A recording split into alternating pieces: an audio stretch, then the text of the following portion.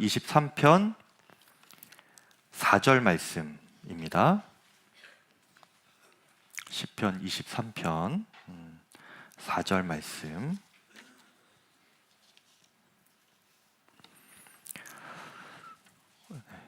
함께 읽도록 하겠습니다.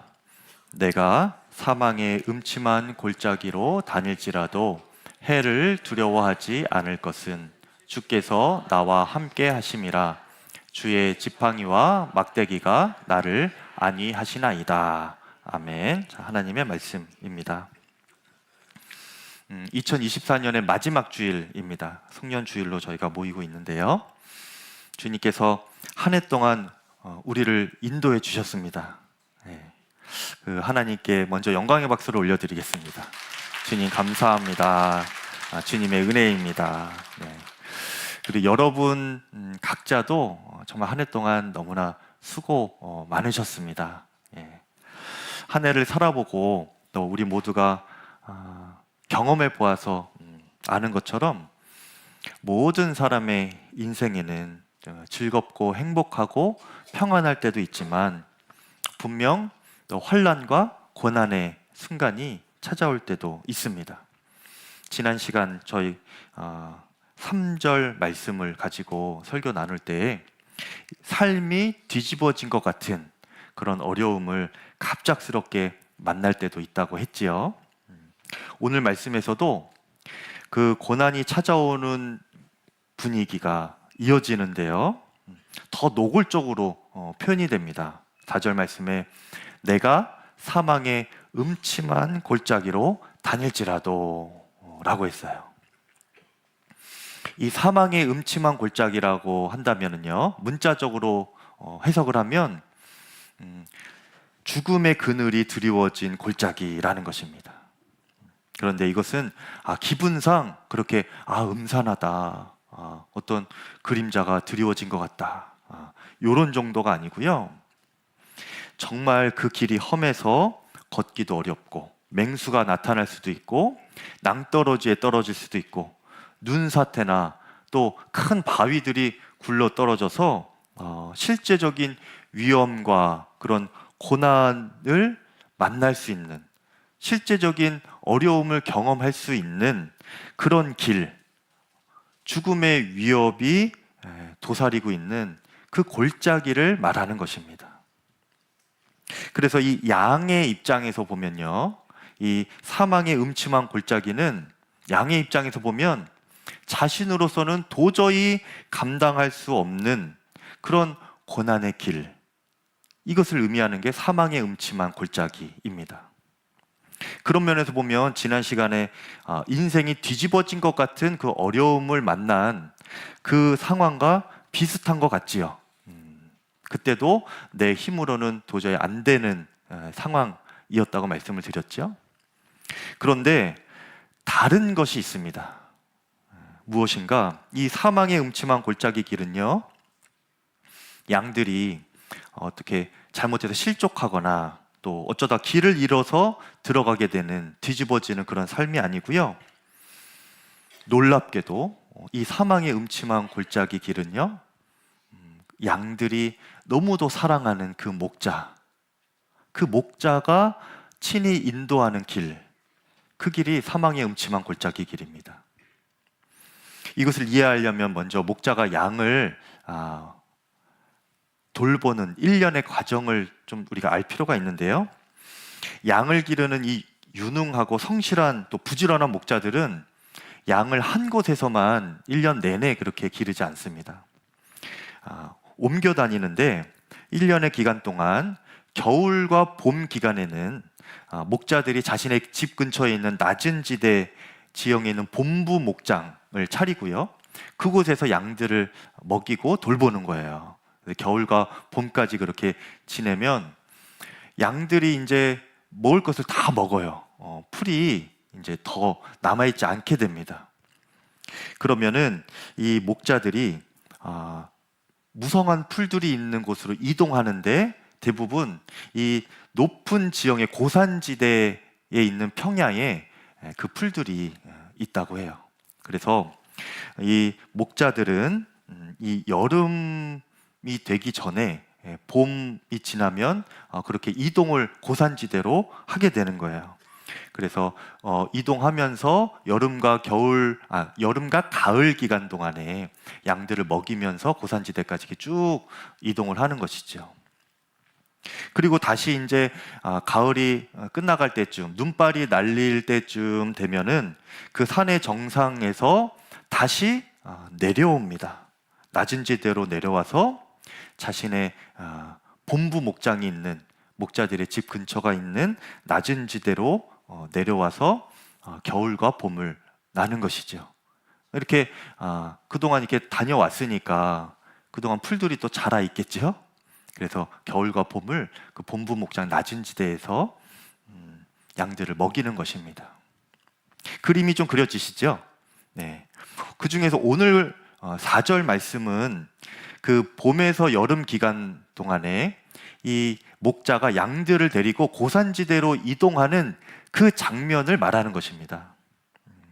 그 길은요, 여러 가지 신기하고 또 기뻐할 만한 일들이 생기는 그런 길이기도 하지만 그 길 가운데는 필연적으로 극심한 어려움과 또 두려움과 생명의 위협까지 만날 수 있는 그 사망의 음침한 골짜기 길이 있다는 거예요.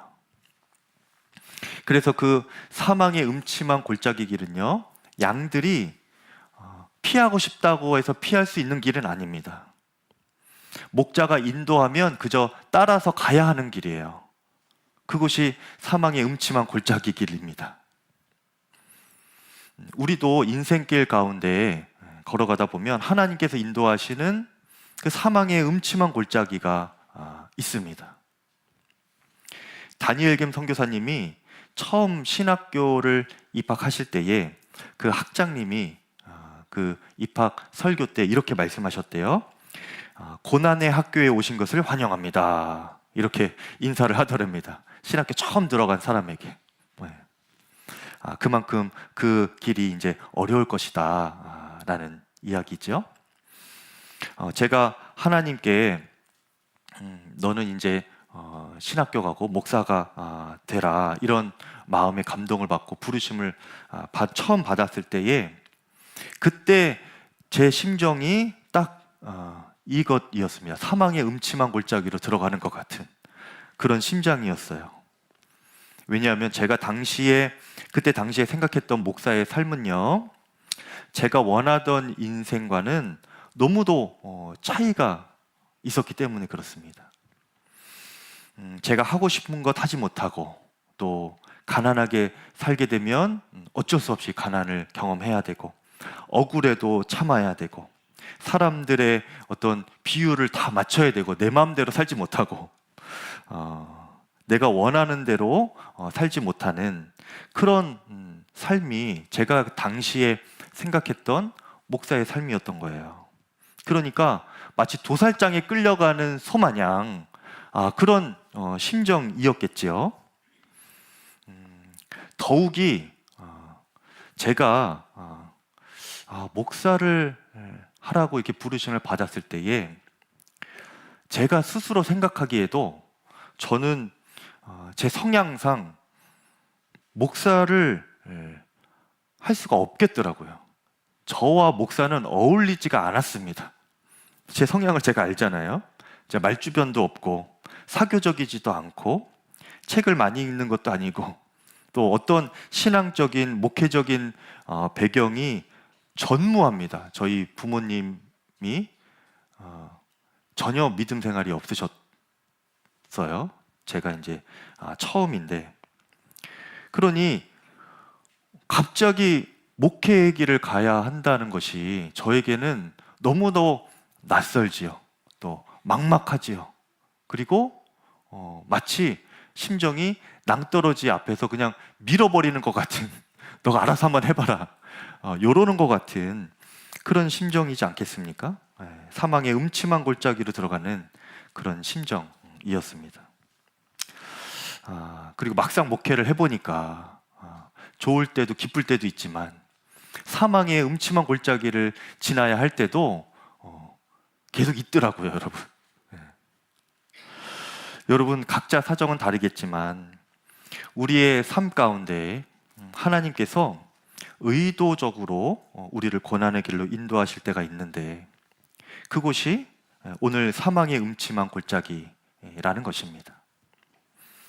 그러면 여기서 궁금한 것은 왜 목자들은 그리고 그렇게 성실하고 좋은 목자들일수록 왜 그렇게 양들을 사망의 음침한 골짜기로 인도하는 것일까?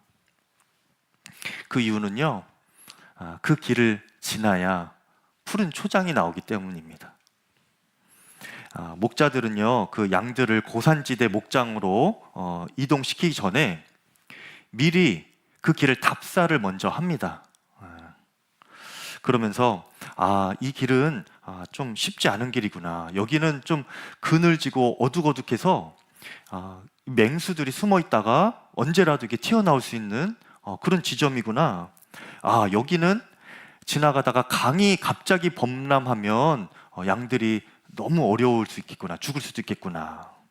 또 가다 보면 여기는 눈사태가 또 큰 바위가 내려올 수도 있는 곳이네. 이런 것들을 잘 살피는 거예요. 답사를 하면서. 그러면서 지형을 익히고 양떼를 안전하게 인도할 수 있는 그 준비를 목자가 이제 만반의 준비를 하는 것입니다. 그리고 이제 마침내 이제 정상에 올라가면 어떻게 됩니까?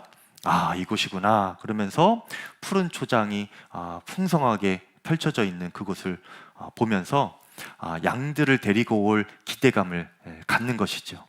그것이 좋은 목자가 하는 일입니다. 그리고 이제 집에 가서 양들을 때가 돼서 이제 끌고 나오는데요. 이 목자는 뭐 자신이 할 수만 있다면 물론 이 양떼들을 좋은 길로 인도하지요. 그렇게 대부분 순적한 길로 인도를 합니다. 그런데 때로는요, 이 목자가 이 양들을 이 사망의 음침한 골짜기로 인도할 때도 있게 되는 거예요. 그 길을 반드시 지나야 하기 때문에 그렇습니다. 그런데 그럼에도 불구하고 이 목자는 그 어둠의 골짜기를 양들을 데리고 지나가야 하는 거예요. 왜 그런가? 그 어둠과 죽음의 두려움을 지나면 풍성한 푸른 초장, 소망의 장소가 기다리고 있다는 것을 이 목자는 알기 때문입니다. 그래서 목자들이 인도하는 이 사망의 음침한 골짜기는요, 종착점이 아닙니다. 그냥 이렇게 지나가는 길이에요. 그리고 그것을 다 지나면 푸른 초장이 나오는 것이죠. 주님은 우리의 삶도 이렇게 인도를 하십니다. 높은 곳으로 인도하기를 원하세요. 지옥갈제인에서 하나님의 자녀된 권세로 우리를 높이시기를 원하시고요. 또 천국 백성의 반열에 이르도록 우리를 거룩한 삶으로 하나님의 자녀된 복된 삶으로 그렇게 우리를 인도하기를 원하십니다. 그런데 많은 성도님들이 잘못 생각하는 것 중에 하나는 주님께서 우리를 그렇게 높은 곳으로 인도하실 때에 마치 공중에 갑자기 들려 올려지는 것처럼 점프해서 그 높은 곳으로 가는 것처럼 그렇게 알 때가 많이 있어요. 착각을 하는 것이죠. 그래서 기적을 바라고 요행을 바라고 그렇게 신앙생활을 하는 경우도 종종 있습니다. 그런데요, 높은 정상으로 고산지대로 올라가는 길은 반드시 골짜기를 지나야 하듯이 하나님의 백성들을 인도하시는 주님의 인도하심도 그 험한 골짜기 사이사이를 한 걸음 한 걸음 딛고 올라서야만 높은 곳으로 갈 수 있는 것입니다. 예수님께서 우리에게 따라오라고 하신 그 십자가 길은요, 점프가 없어요. 갑자기 올라가는 것이 없습니다. 십자가 길을 한 걸음 한 걸음 지나야 부활의 소망과 기쁨을 우리가 맞이할 수가 있는 것입니다. 그런데 문제는요, 이것이에요.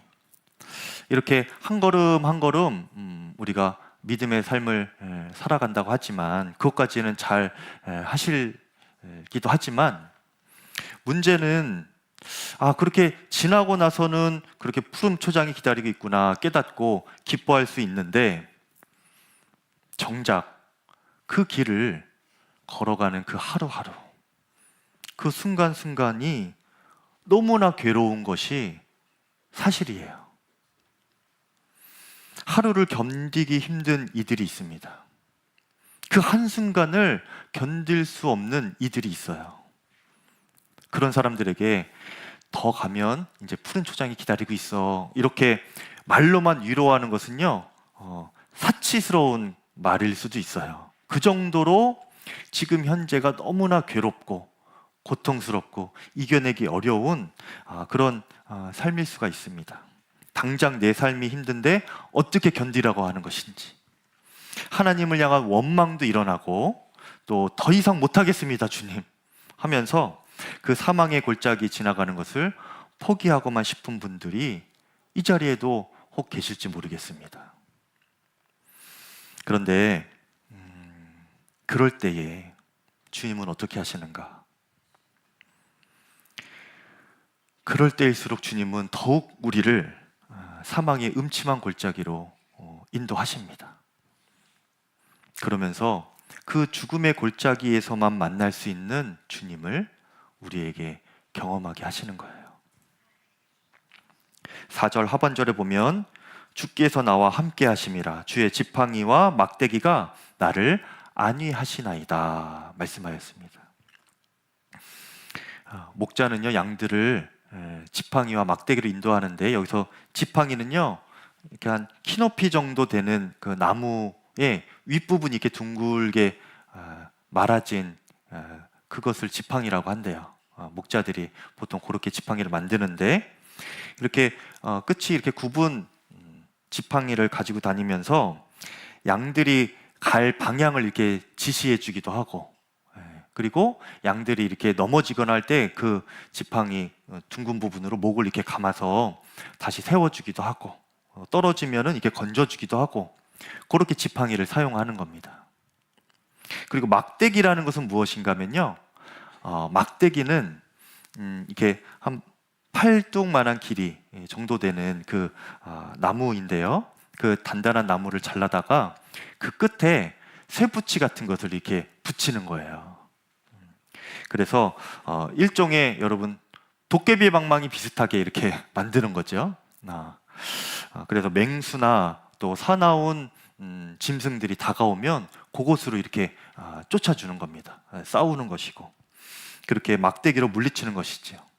그렇게 지팡이와 막대기로 나를 안위하시고 보호하시기 때문에 내가 두렵지 않다라고 하는데 그런 강력한 무기가 목자에게 있기 때문에 두렵지 않다 하는 것이기도 하지만 무엇보다 가장 강력한 무기는 무엇인가? 양들이 가장 안심하면서 느낄 수 있는 무기는 무엇인가? 생명을 걸고 그 양들을 지켜주는 그 목자 자신이 무엇보다도 가장 강력한 무기이지요.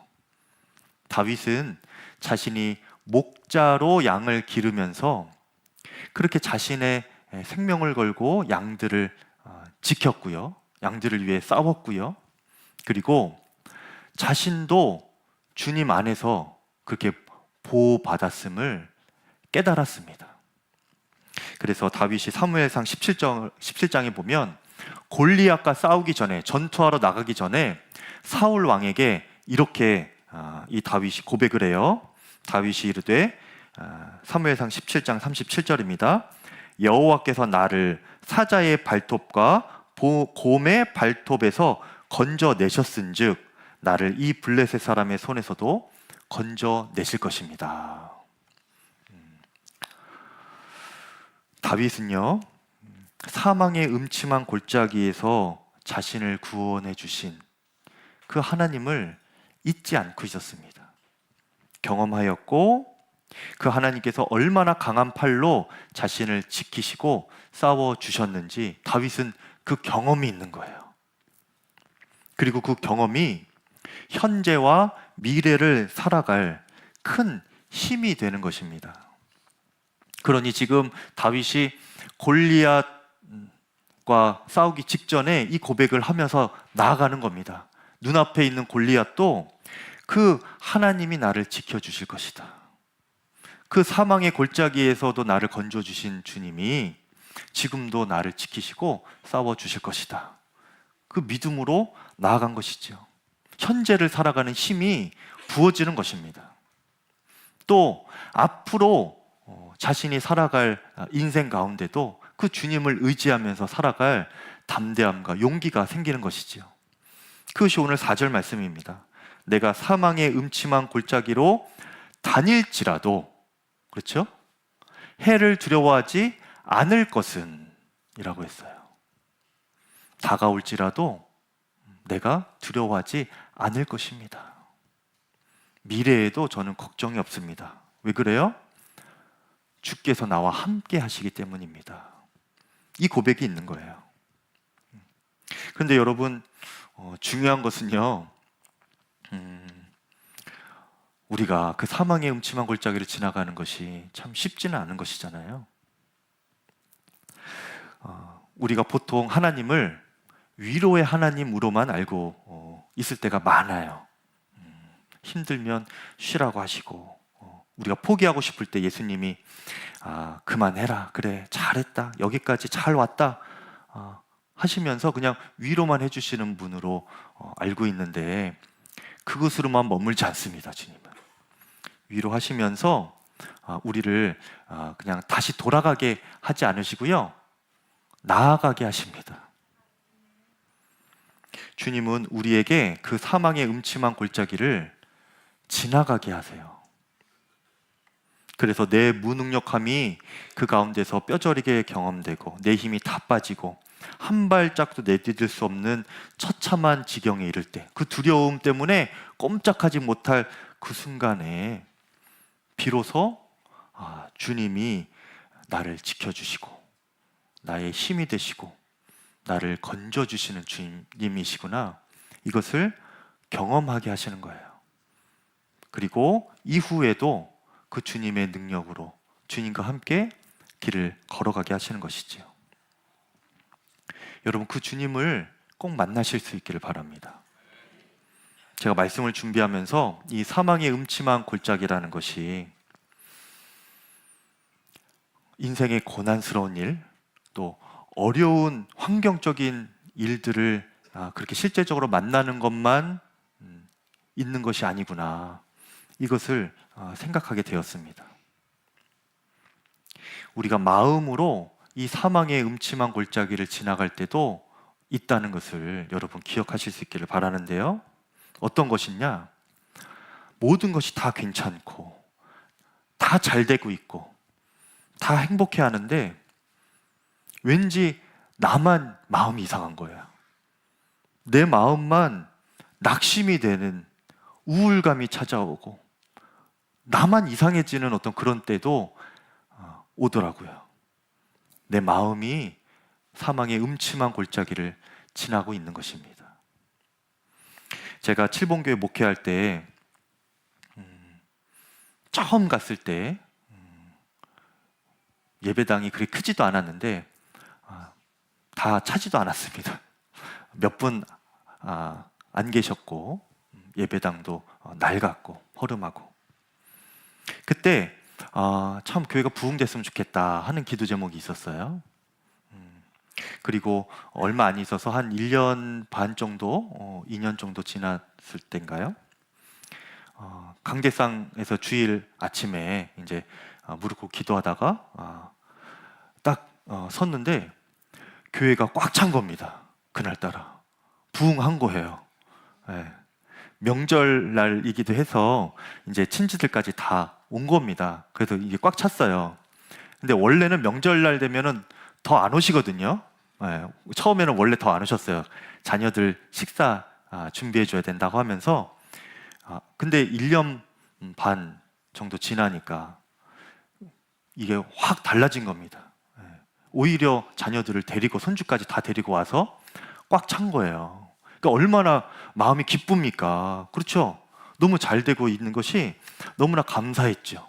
그래서 이제 어르신들 차량 운행해드리면서 예배 끝나고 다 모셔다 드리고 이제 돌아오는데, 돌아오는 길에 제 마음이 공허해지는 겁니다. 심한 어떤 우울감이 찾아오는 거예요. 마음이 낙심도 되는 거고.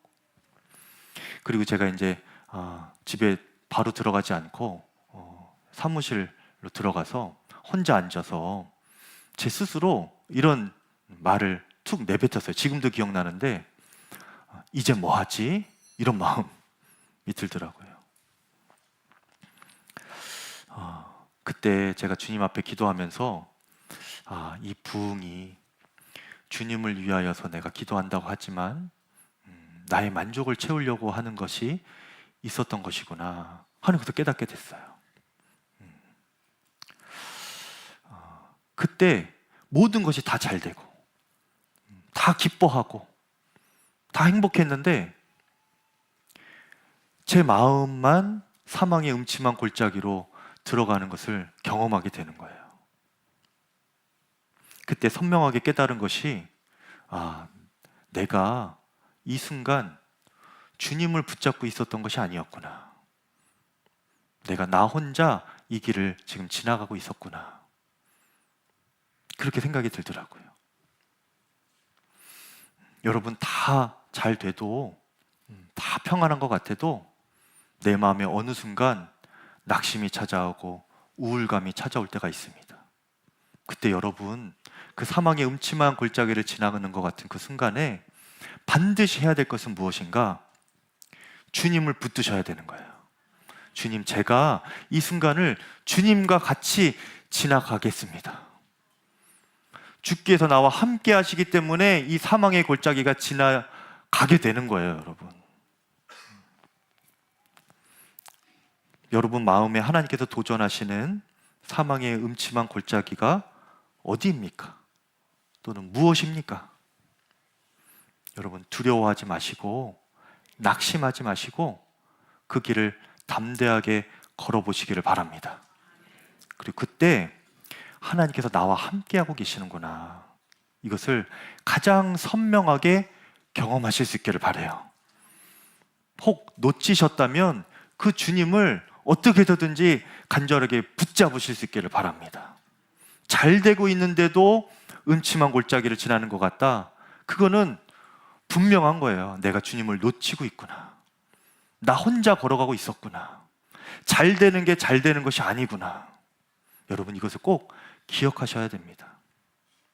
오늘 말씀에서 주님은 사망의 음침한 골짜기 앞에 두려워 떨고 있는, 망설이고 있는 우리에게, 나 자신에게 이렇게 말씀하시는 거예요. 괜찮아, 괜찮아. 안 죽어. 그 길을 지나가라. 이리로 와. 예수님이 우리에게 그렇게 말씀하시는 것입니다.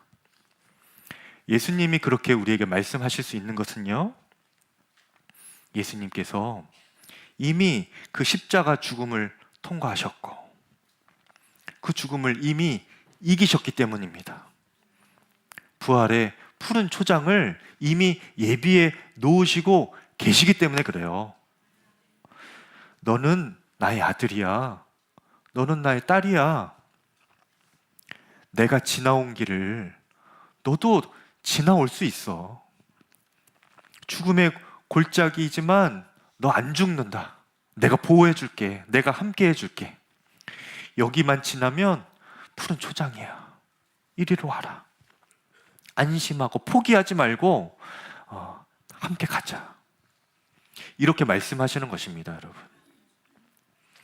여러분, 그렇게 주님과 사망의 음침한 골짜기를 여러분 다 걸어가시기를 바랍니다.